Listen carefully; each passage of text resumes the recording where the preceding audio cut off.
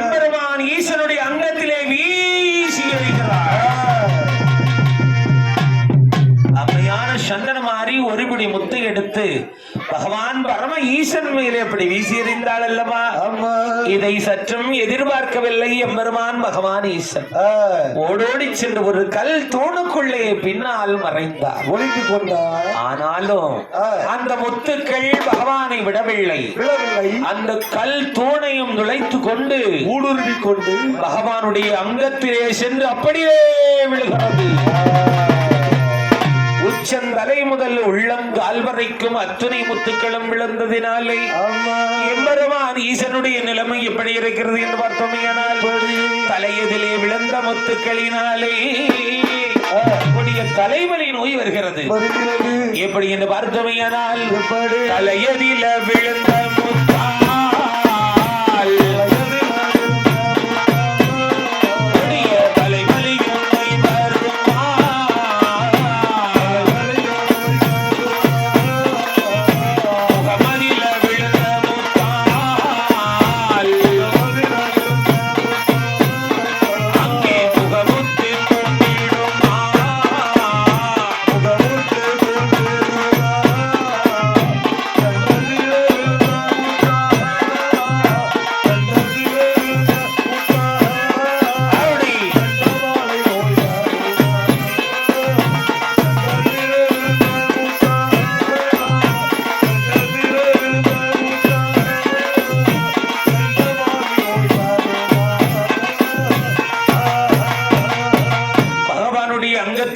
முத்துக்களினாலே உச்சம் தலையிலே விழுந்த முத்தினாலே தலைவலி நோய் வருகின்றது. எல்லாம் அல்ல ஆண்டவன் அக்னிமாட சுவாமியினுடைய திரு ஆலயத்திலே சந்திரமாரி அம்மையினுடைய திரு வரலாற்றினை நாங்கள் பாடிக்கொண்டிருந்த போது அன்புக்குரிய ஐயா அக்னிமாட சுவாமி குமரத்தாடி அன்புக்குரிய அண்ணாச்சி திருவாளர் முருகன் அவர்கள், முருகனாச்சாரி அவர்கள் அன்போடு எங்களுடைய வில்லிசையை பாராட்டி சன்மானம் அளித்து கௌரவித்தார்கள். அன்னாருக்கும் அன்னாரை சேர்ந்த குடும்ப மக்கள் எல்லா பேருக்கும் எல்லா மக்களுக்கும் சகல செல்வாக்கியங்களை இந்த தெய்வங்கள் கொடுக்க வேண்டும். 16 செல்வங்களை கொடுத்து பெருவாழ்வாக வாழ வைக்க வேண்டும் என்று கேட்டுக்கொண்டு ஐயன் அங்கினி மாடசுவாமியின் ஒரு பாதம் பணிந்து அம்மை சந்தனமாரி அம்மையினுடைய ஒரு பாதம் பணிந்து கதையினை ஆரம்பிக்கின்றோம். அப்படி அந்த ஆதி கைலாசத்தில இந்த அம்மையான சந்தனமாரியானவள் ஒரு முடி முத்தெடுத்து எம்பெருமான் ஈசனுடைய அங்கத்திலே வீசி எறிந்ததினாலே தலையதிலே விழுந்த முத்தினால் தலைவலி நோய் வருகின்றது. முகம் அதிலே விழுந்த முத்தினால் முகமுத்து தோன்றுகிறது. கண்டத்திலே விழுந்த முத்தினாலே வாழை நோய் வருகிறது. கண்டத்திலே விழுந்த முத்தா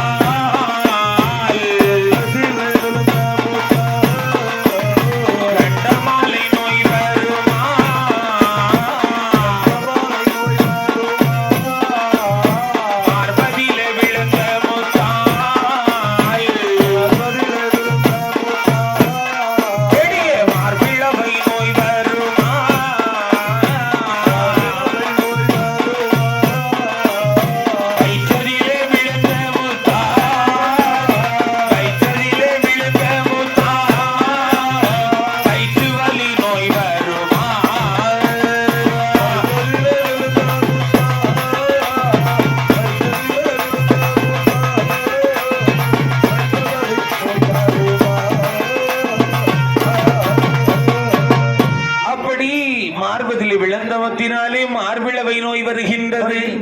வயிற்றதிலே விழுந்த முத்துக்களினாலே வயிற்றவலி நோய் வருகிறது. அறையதிலே விழுந்த முத்தினாலே அறையாப்பு தோன்றுகிறது. தொடையதிலே விழுந்த முத்தினாலே தொடை வாழை நோய். தொடையதிலே விழுந்த முத்தா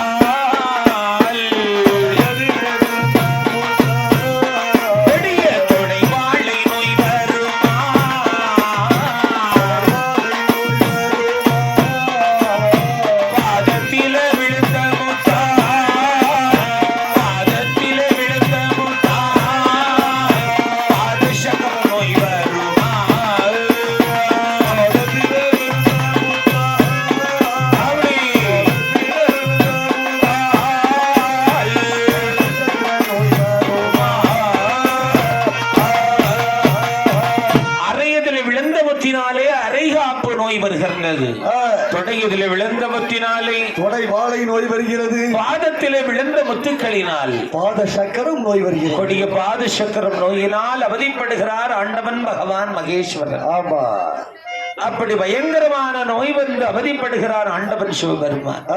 பார்த்தாள் என்றாயான பார்வதி அம்மையானவள், என்னடா இது, இந்த சந்திரமாரி இப்படி ஒரு காரியத்தை செய்து விட்டாளே, பகவான் இப்படி நோயினால் அவதிப்படுகின்றாரே. இன்றைய தாயான பார்வதி அம்மையானவள், அம்மா சந்திரமாரி என்று அழைத்தாள் உமா மகேஸ்வரி பார்வதியாள். சந்திரமாரி, என்ன காரியத்தை செய்து விட்டாய்? எம்பெருமான் ஈசனுடைய அங்கத்திலே இப்படி மதிக்க முடியாது, விலை மதிக்க முடியாத முத்துக்களை, கொடிய நோயினால் அவதிப்படக்கூடிய முத்துக்களை வீசி போட்டாய். பகவானுடைய அங்கமெல்லாம் நோயால் அவதிப்படுகிறாரே, நீ போட்ட முத்துக்களை நீதானம்மா எடுக்க வேண்டும்.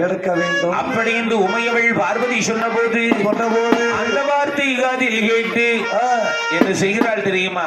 என்ன செய்ய பார்த்தாள் இந்த அம்மை சந்தனமாரி. ஐயோ, என்ன காரியம் செய்து விட்டோம், வரம் தந்த சிவன் மேலே இப்படி போட்டு விட்டோமே, நாம போட்ட முத்துக்களை நாம் தான் எடுக்க வேண்டும் என்று என்ன செய்தாள் என்று பார்த்தோமையானால், விஜயநகர் பட்டினத்திலே வேம்பு வந்து பிறந்தது இல்லையா? ஆகையினாலே இந்த மகமாயி சந்தனமாரி எங்க வருகிறாள் தெரியுமா?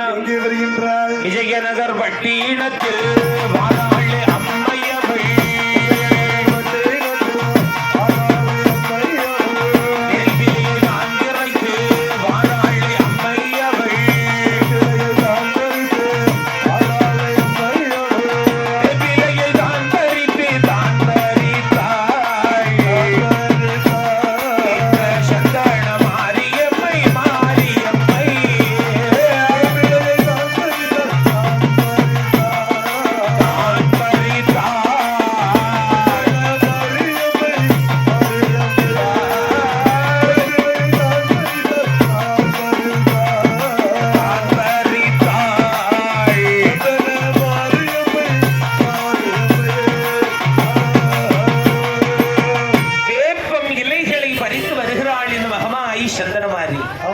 வேப்பிலைக்கு ஒரு மகா சக்தி உண்டு இல்லையா?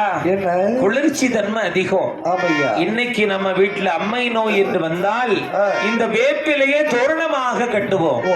அப்படி ஒரு தனி சிறப்பு வாய்ந்தது அந்த வேப்பிலை. சரி, அப்படிப்பட்ட வேப்பிலையை பறித்து வந்தாள். என்ன செய்கிறாள் தெரியுமா? தலைவாழ இலை விரித்து பகவானை அதில் கிடத்தினாள். அதில் கிடத்தி இந்த வேப்பிலையை வைத்து அப்படியே நீவி கொடுக்கின்றாள். நீவி கொடுக்கின்ற மாத்திரத்திலே எம்பெருமான் ஈசனுடைய நோயானது கொஞ்சம் கொஞ்சமாக குணமடைய பரிபூர்ணமாக குணமடைந்தார் பகவான் பரம ஈசன். பார்த்தார் எம்பெருமான் ஈசன், நம்மாலே தாங்க முடியாத இந்த முத்துக்களை பகவான் ஈசன் இப்படி தாங்குவாரோ தெரியவில்லையே என்று நம்மாலேயும் தாங்க முடியாத இந்த முத்துக்களை பூவுலகத்திலே மானிடர்கள் எப்படி தாங்குவார்கள்? ஆகையினால என்ன செய்ய வேண்டும்? இந்த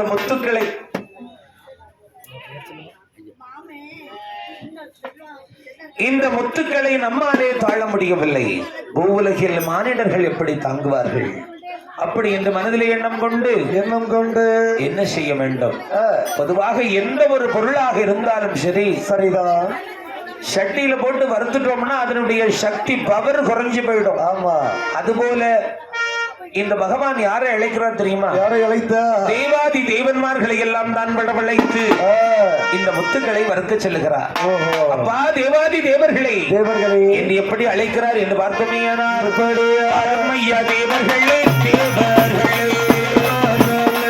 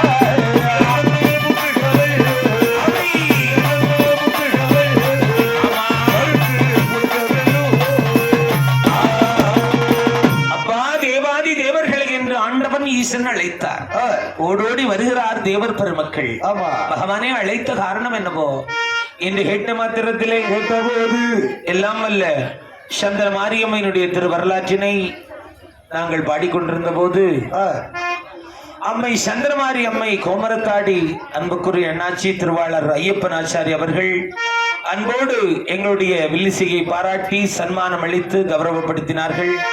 அன்னாருக்கும் அன்னாரை சேர்ந்த குடும்ப மக்கள் எல்லா மக்களுக்கும் சகல செல்வாக்கியங்களை வாரி கொடுக்க வேண்டும், 16 செல்வங்களை கொடுத்து பெருவாழ்வாக வாழ வைக்க வேண்டும் இந்த தெய்வங்கள் என்று ஐயன் அக்னி மாடசுவாமியின் ஒரு பாதங்கள் பணிந்து அம்மை சந்திரமாரியின் ஒரு பாதங்கள் பணிந்து விரும்பி கேட்டுக் கொள்ளுகின்றோம். அப்படி அந்த ஆதி கைலாச மலையிலே இந்த முத்துக்களை எல்லாம் போட்ட மாத்திரத்தினாலே அம்மையான தேவி இந்த சந்தனமாரி அம்மையானவள் அந்த முத்துக்களை எல்லாம் கொஞ்சம் கொஞ்சமாக எடுத்தாள் அல்லவா? இந்த முத்துக்களை பவரை குறைக்க வேண்டும் என்று தேவாதி தேவர்களை வரவழைத்து அதை வறுக்க சொல்லி அப்படி கொடுத்தார். தேவாதி தேவர்கள் அந்த முத்துக்களை எல்லாம் ஒரு காரத்திலே போட்டு அப்படி வறுக்கிறார் இல்லையா? அப்படி வறுத்த முத்துக்களை சக்தி குறைந்த முத்துக்களை பகவானிடத்திலே கொடுத்தார்கள் தேவாதி தேவர்கள். சரி, வாங்கினாள் மகமாயி இந்த சந்தனமாரி. வாங்கிட்டு புறப்பட வேண்டியதுதானே? எல்லா வரபலனையும் வாங்கினாள். கொல்லவரம், வெல்லவரம், கோடிவரம், முத்து வரக்களை எல்லாம் வாங்கியாச்சு. ஆனாலும் இந்த மகமாயி சந்தனமாரி அட்டகாளி தேவிமார்கள் பூலோகம் புறப்படவில்லை. பகவானே இன்னும் சில காரியங்கள் எங்களுக்கு வேணும். என்ன வேண்டும் தெரியுமா? இந்த அம்மா என்ன கேட்கிறா? என்ன பகவானே, நாங்கள் அக்கா தங்கைமார் 8 பேர் கன்னிமார்கள் அல்லவா? தனியாக போக முடியுமா? முடியாது. துணை வேண்டும் அல்லவா? எப்படிப்பட்ட துணையை யாரை கேட்கிறாள் தெரியுமா? ஆண்டவா பகவானே, ஆதி சிவபெருமானே, எனக்கு எப்படிப்பட்ட துணை வேணும் தெரியுமா? எனக்கு பக்கத்தில வைரவனும் மால பிள்ளை மாடனோடு, எனக்கு பக்கத்தில வைரவனும் மால பிள்ளை மாடனோடு,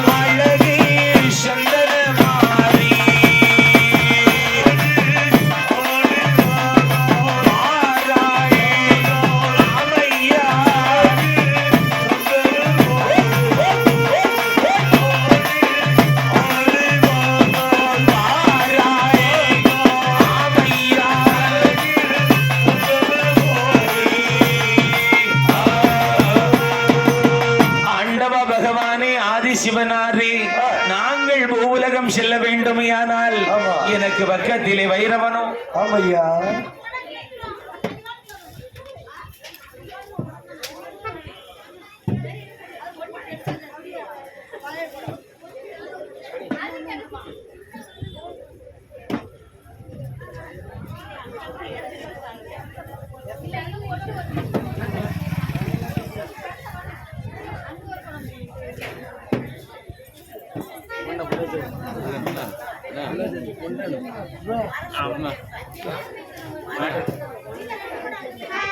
அப்படி இந்த அம்மையான தேவிமார்கள் கேட்கிறாள்.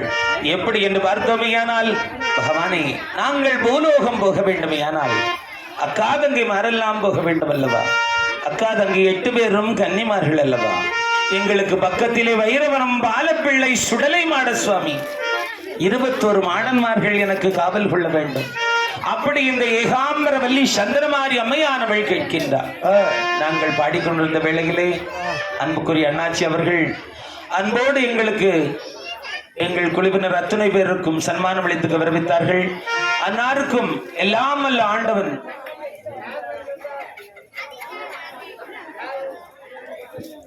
பாடிக்கொண்டிருந்த போது அன்புக்குரிய அண்ணாச்சி திருவாளர் முருகனாச்சாரி அவர்கள், சொர்ணாஜி வல்லரி அன்னார் அவர்கள் அன்போடு எங்களுக்கு சன்மானம் அளித்து கௌரவித்தார்கள். அன்னாருக்கும் அன்னாரை சேர்ந்த குடும்ப மக்கள் எல்லா பேருக்கும் சகல செல்வாக்கியங்கள் கொடுக்க வேண்டும்.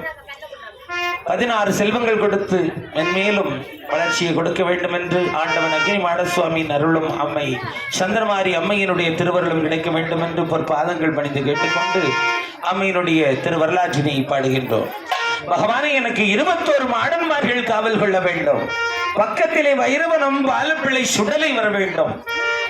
அதாவது இந்த சந்திரமாரி ஆதி கைலாசத்திலே கேட்கிற போது வைரவன் எப்படி தெரியுமா? 1 வயது குழந்தை பிறந்த மேனியிலே அங்கும் இங்குமாக ஓடிக்கொண்டிருக்கின்றார். பார்த்தாள் இந்த மகமாயி சந்திரமாரி அம்மை, பகவானே, எனக்கு இந்த பாலகன் வைரவன் வலதுபுற காவலாக பூலோகத்திற்கு வர வேண்டும். என்னுடைய அத்துணை சக்தியும் இந்த பாலகன் வைரவனுக்கே சென்றடையும். ஆண்டவா, எனக்கு இந்த வைரவன் செல்ல மகனாக முன்னோடு சேவகனாக எனக்கு வர வேண்டும் என்று இந்த மகமாயி சந்திரமாரி கேட்கிறாள். ஆமா, கேட்டபோது பார்த்தாள் பார்வதி அம்மையானவள். அந்த பக்கத்தில் இருந்து பார்வதி அம்மை பார்க்கின்றாள். என்னடா இது, இந்த சந்திரமாரி வைரவனை கேட்கிறாளே? ஆமா, வைரவனை நாமல்லவா பார்த்து பார்த்து வளர்க்கின்றோம். பகவானே, வைரவனை நான் தர முடியாது. ஓஹோ, வைரவன் இந்த கைலாசத்திற்கு வேண்டும், நான் சந்தனமாரிக்கு கொடுக்க மாட்டேன். ஓஹோ என்று பார்வதி அம்மைக்கும் சந்தனமாரிக்கும் பயங்கர தகராறு. இந்த அம்மா சந்தனமாரி சொல்லுகிறாள், என்ன, வைரவனை கொடுத்தால் தான் நான் மண்ணுலகம் போவேன். ஓஹோ, பார்வதி அம்மை சொல்லுகிறார், வைரவனை நான் கொடுக்க முடியாது, இந்த கைலாசத்திலே தான் இருக்க வேண்டும். இப்படி சொன்ன உடனே பார்த்தார் ஈசன். என்னடா கைலாசத்திற்கும் எனக்கும் இப்படி ஒரு குழப்பம், என்ன செய்வது? ஆமா, அதாவது பகவான் எத்தனையோ விளையாட்டுகள் விளையாடி ஆண்டவன் அல்லவா? அதுல இதுவும் ஒரு திருவிளையாட்டு. பகவான் என்ன சொன்னார் தெரியுமா? என்ன சொன்னார்? அம்மா தேவிமார்களே, உமையவளே பார்வதி, சந்தனமாரி, சரி, அப்படியானால் ஒரு போட்டி ஒன்று வைப்போம். வைத்துக் கொள்வோம். கைலாசமலை பர்வதத்திலே ஆயிரங்கால் மண்டபத்திலே நடு நிசையிலே இந்த பாலகன் வைரவனை எப்படி நிற்க வைப்போம். அந்த பக்கம் பார்வதி, இந்த பக்கம் சந்தனமாரி. சபாஷ். யார் பக்கம் போய் ஓடி போய் முந்தானை எட்டி பிடித்து அம்மா என்று சொல்றானோ அவர்களுக்கே குழந்தை வைரவன் என்று பகவான் அப்படி தூபம் போடுகின்றார். அந்த வேளையிலே நடு நிசையிலே வைரவனை விட்டார்கள். அரியணையிலே அம்மையப்பராக பகவானும் பார்வதியும் அமர்ந்திருக்கின்றார்கள். இந்த பக்கம் தாயான சந்திரமாரி நிற்கிறார். பார்க்கிறான் 1 வயது குழந்தை வைரவ சுவாமி. அங்கும் பார்க்கிறான், இங்கும் பார்க்கிறான். அந்த பக்கம் பார்க்கின்றான் அம்மையப்பர், பகவானும் பார்வதி அம்மாவும் அமர்ந்திருக்கின்றார்கள். இந்த பக்கம் தாய் சந்திரமாரி நிற்கிறார். யார் பக்கம் போறது? அவனுக்கும் ஒரே குழப்பம், வைரவனுக்கும். பொதுவாக இது ஒரு சிறிய பிரச்சனை. எப்படி தெரியுமா? எப்படி ஐயா? சாதாரணமா நம்ம வீட்டுல குழந்தைங்க இருக்கும், உட்கார்ந்துட்டே கூப்பிடுங்க அப்பா வாடான்னு, வராது குழந்தைங்க. ட்ரெஸ் எல்லாம் போட்டுட்டு புறப்பட்டு புறப்பட்டு மெனியில வாடா வெளியே போலாம் பாய் போலான்னு சொல்லுங்க, ஓடி சாடி வந்துடும். இதே முறைதான் கைலாயத்திலே நடக்கிறது. அம்மையப்பரும் அமர்ந்திருந்தார்கள், பார்வதி அம்மா அரியான சிரத்திலே அமர்ந்திருந்தார். ஆனா இந்த தேவி சந்தனமாரி எப்படி நிற்கிறா? எப்படி? வீரப்பல்லும் விரிசடையும் வெற்றி கொண்ட திருமுகத்தோடு சிம்ஹ வாகனத்திலே புறப்பட்ட கோவலத்திலே எப்படி இருந்தால் தெரியுமா? சிகப்பு நல்ல பட்டோடு தாள் சுவர்கள் மாலையிட்டு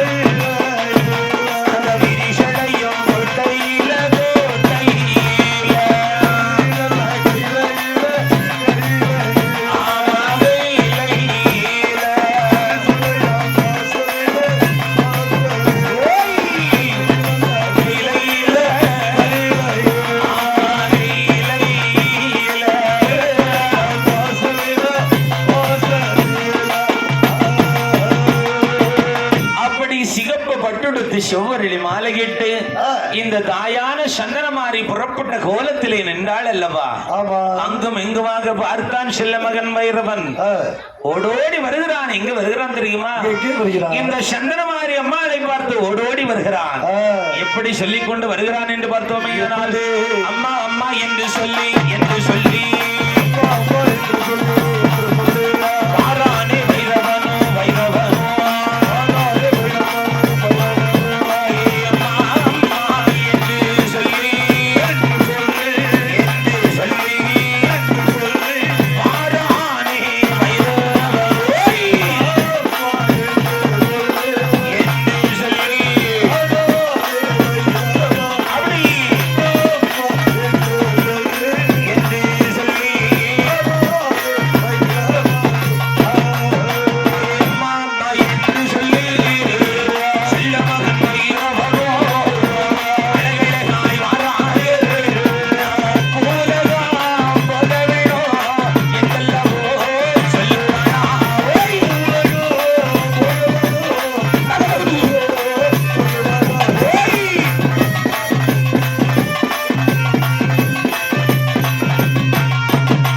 நாம மூலகம் போகவேணோ புறப்படடா என் மகனே, போகவேணும் போகவேணோ பாடகப்பா என் மகனே, பாடகப்பா என் மகனே, வாய்த்த நல்ல வைரவனே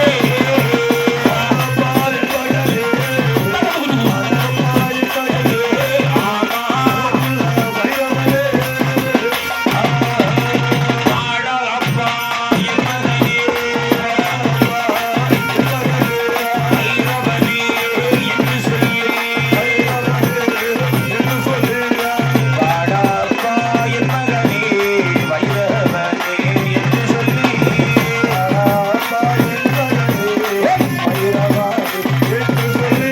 உன்னோடு சேவகனே, உன்னோடு சேவகனே பிழை என்று சொல்லி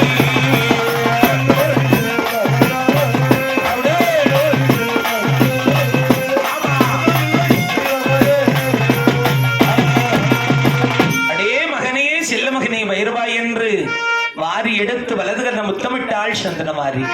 அப்படி இடுப்பிலே வைத்துக் கொண்டாள் இந்த மகமாயி சந்தனமாரி. பக்கத்திலே வைரவனும் பாலப்பிள்ளை சுடலை மாடனை பிறவி செய்து பகவான் கொடுத்தார். 21 மாடன்மார்களை பிறவி செய்து இந்த மகமாயி சந்தனமாரிக்கு காவலாக கொடுத்த போது வாங்கி ஏற்றுக்கொண்டாள் இந்த மகமாயி சந்தனமாரி அம்மை. அது மட்டுமல்ல, கும்பகுடம் முன்னடக்க கோடி படைகள் சூழ்ந்து வர சிங்க வாகனத்திலே சிறப்புடனே புறப்படுகிறாள். இந்த அம்மையான சந்தனமாரி ஆதி கைலாசத்திலே அம்மை அப்பரை வணங்கிக் கொண்டு எப்படி வருகிறாள் என்று வார்த்தோமையானால், கும்பகூடம் தான் நடக்க கோடி படை சூழ்ந்து வர அம்மையான சந்தனமாரி என்று புறப்படுவாள். பக்கத்திலே வைரவனும் பாலப்பிள்ளை சுடலையோடு வாராள் அம்மையவள் வாய்க்க வெள்ளி கையிலை விட்டு கைலாச மலை கடந்து வெள்ளி கிருஷ்ண உலகம் விட்டு யமலோகம் தான் கடந்து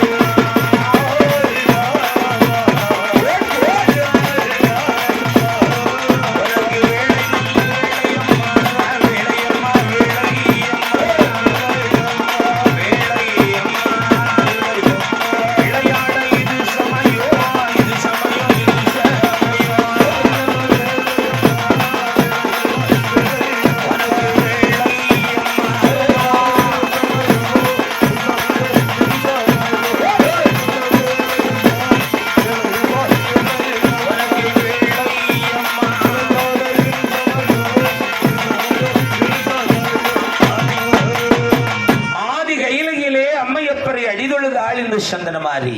பக்கத்திலே வைரவனும் பாலப்பிள்ளை சுடலையோடு 21 மாடன்மார்கள் வரை சூட இந்த ஏகாம்பர வள்ளி சந்தனமாரி அம்மையானவள் ஆதி கைலாசமலை தான் கிடந்து கண்டு கிருஷ்ண உலகம் விட்டாள். யமலோகம் இந்திரலோகம் சந்திரலோகம் நனை கிடந்து வாயுவோ தேசம் விட்டாள். வருணனோட கோட்டை வாராள். மகமாயி சந்தனமாரி அம்மையா அம்மா அம்மா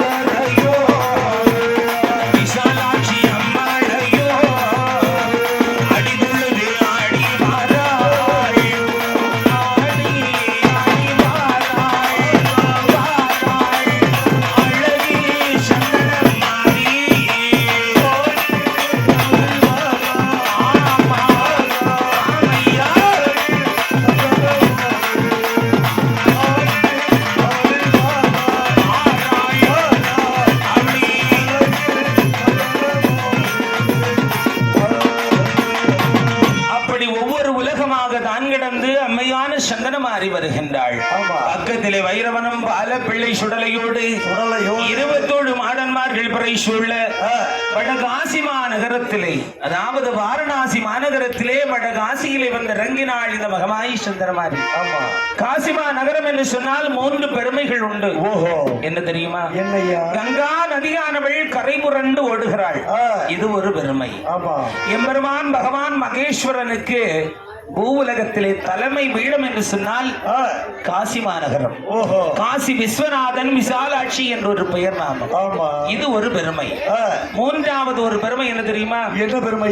காசியிலே சென்று மரணித்தோருடைய உடலை எரியூட்டும் பொழுது நாற்றம் அடிக்காது. அப்படி 3 பெருமைகள் கொண்ட வட காசிமா நகரத்திலே வருகிறாள் இந்த மகமாயி. கங்கையிலே நீராடி பட்டுடுத்தாள். சிகப்ப பட்டுடுத்து செவ்வரளி மாலையிட்டு பகவானை வந்து பணிந்தாள். எம்பெருமான் காசி விஸ்வநாதரையும் விசாலாட்சி அம்மாளையும் அடிதொழுது கொண்டு நாம குடியிருக்க ஏற்ற இடம் எங்கே என்று சொல்லிக்கொண்டு இந்நாடு போக வேண்டும், தேசமெல்லாம் பார்க்க வேண்டும் என்று மகமாயி சந்தனமாரி புறப்படுகிறாள். பூத படைகள் பிறை சூழ எப்படி வருகிறாள் என்று பார்த்தோமையானால் காசிமா பலி கடந்து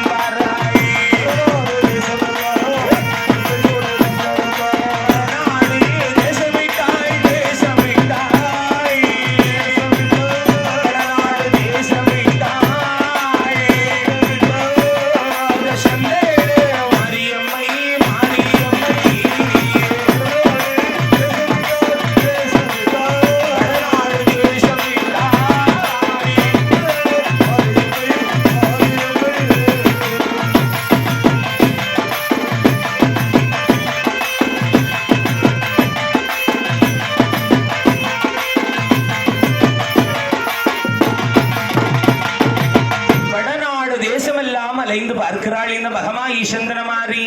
வடநாடு தேசத்திலே உஜ்ஜயினி மாவட்டினத்திலே ஆமா உஜ்ஜயினி மகாகாளி சகோதரியை வந்து பார்க்கிறாள். அங்கிருந்து உஜ்ஜயினி பட்டினம் தனை கடந்து விஜய மாடாவிலே கனக துர்க்கை அம்பிகையானவள் 10 கரங்களோடு ஆட்சி புரிகிறாள். கனக துர்க்கையை அடிபணங்கிக் கொண்டு அங்கிருந்து புறப்பட்டு நாம் எங்கே போகலாம் என்று தென்னாடு போக வேண்டும் எல்லாம் காண வேண்டும் என்று இந்த ஸ்தலத்திற்கு வருகிறாள் என்று பார்த்தமையானால் திருப்பதியம் நாடதில பாராளே அம்மையவள் தேசமெல்லாம் நான் புகழும் திருப்பதியில் வாராளே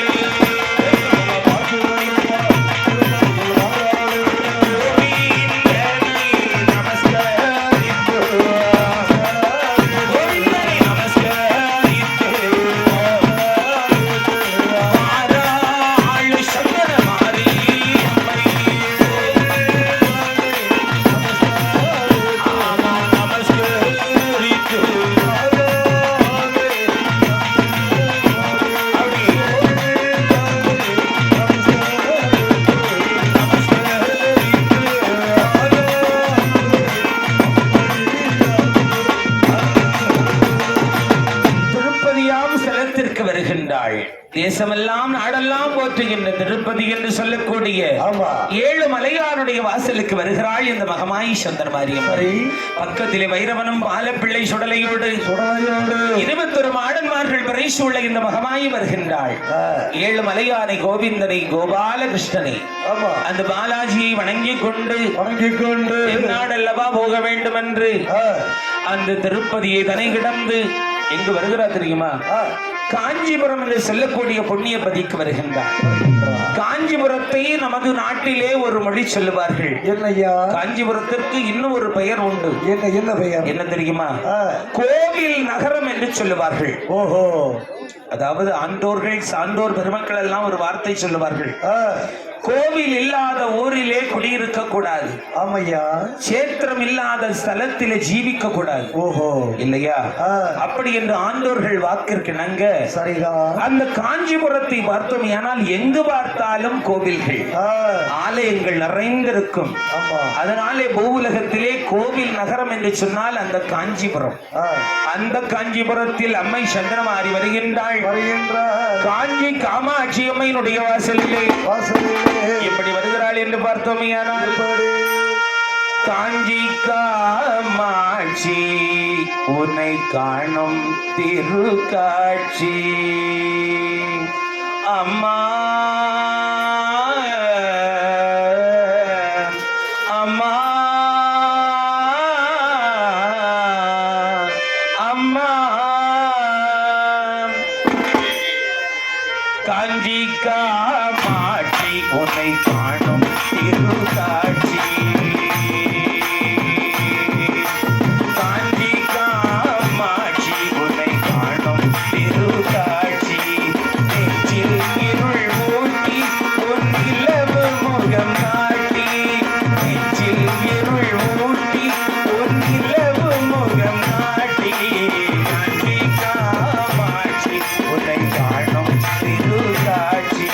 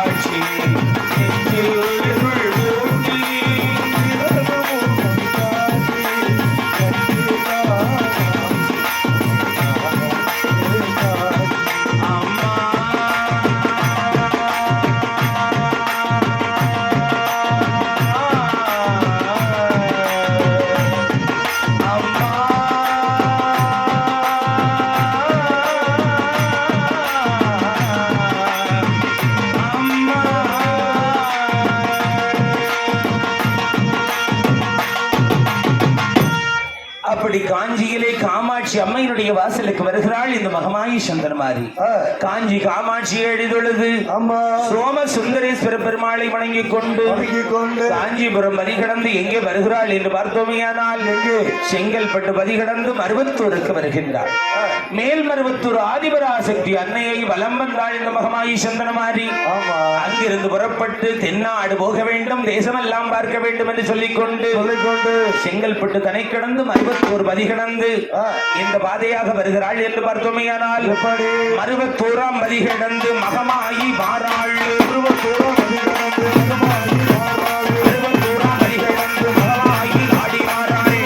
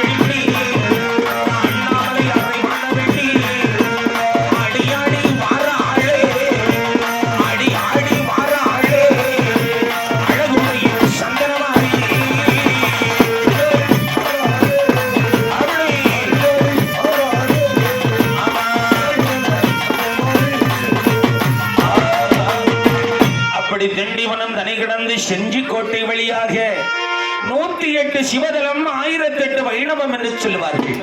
அப்படி சொல்லக்கூடிய 108 சிவதலத்திலே ஒன்றான திருவண்ணாமலைக்கு வருகிறாள் இந்த அம்மையான சந்தனமாரி. திருவண்ணாமலையிலே அண்ணாமலையாரை வணங்கினாள். உண்ணாமலை தாயவளையை வணங்கிக் கொண்டு கிரிவல பாதையிலே வலம் வருகிறாள் இந்த மகமாயி சந்தனமாரி. அந்த பகவானை வணங்கிக் கொண்டு நாம கொடியிருக்க ஏற்ற இடம் எங்கே எங்கே என்று சொல்லிக் கொண்டு எப்படி வருகிறாள் என்று பார்த்தோமையானால் திருவண்ணாமலை கடந்து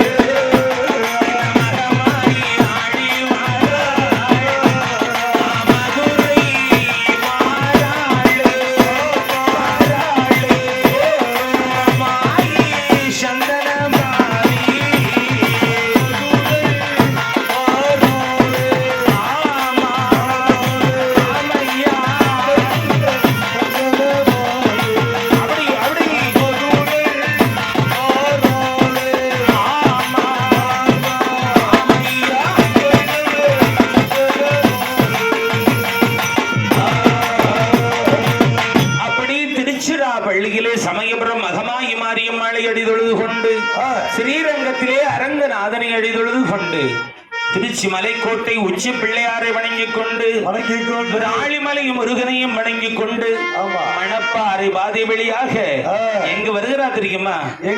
மதுரை என்பதிக்கு வருகிறாள் இந்த மகமாயி சந்திரமாரி. மதுரையை என்ன சொல்லுவார்கள் தெரியுமா? நான்மாட கூடல் என்று சொல்லுவார்கள். அந்த காலத்திலே 4 தேசத்து ராஜாக்களும் மன்னர்களும் கூடக்கூடிய இடத்தை நான்மாட கூடல் என்று சொல்லுவார்கள். முத்தமிழ் வளர்த்த சங்கம் என்று சொன்னால் மதுரை என்பது இல்லையா? அப்பேற்பட்ட புண்ணிய ஸ்தலத்திலே மதுரையில யார் ஆட்சி தெரியுமா? அம்மை மீனாட்சியினுடைய ஆட்சி. மீனாட்சி அம்மையினுடைய வாசலுக்கு வருகிறாள் இந்த சந்தனமாரி. மீனாட்சி அம்மாளை வணங்கிக் கொண்டு சொக்கநாத பெருமாளை வணங்கிக் கொண்டு அழகரையும் வணங்கிக் கொண்டாள் இந்த மகமாயி. மதுரை பதிதான் கிடந்து நாம குடியிருக்க வேண்டும் அல்லவா? தென்னாடு கடைசியிலே வர வேண்டும் என்று எப்படி வருகிறாள் என்று பார்த்தோமையானால் மதுரை என்னும் நாடும் என்று வாராள்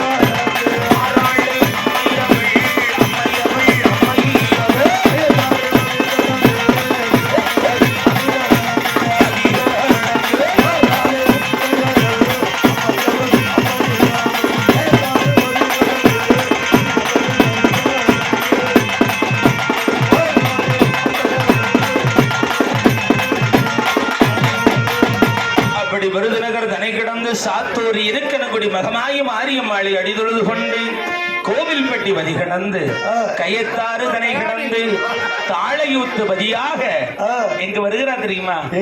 சொல்லுக்கு எல்லை என்று சொன்னால் நெல்லை. நெல்லையிலே யார் ஆட்சி புரிகின்றார்?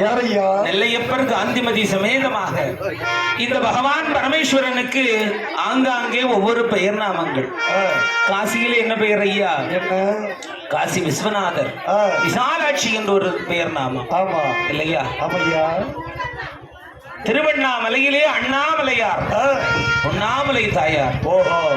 நெல்லையிலே நெல்லையப்பர் காந்திமதி என்ற ஒரு பெயர் நாமம். அப்படி நெல்லையப்பர் காந்திமதியை அடிதொழுது கொண்டு அந்த தாமிரபரணியிலே நீராடி பட்டுடுத்து எப்படி வருகிறாள் தெரியுமா? திருநெல்வேலி வீதியில தேரோட்டம் தருவதில்லை எப்படி வருகிறாள் என்று பார்த்தோமையானால் திருநெல்வேலி ஊர்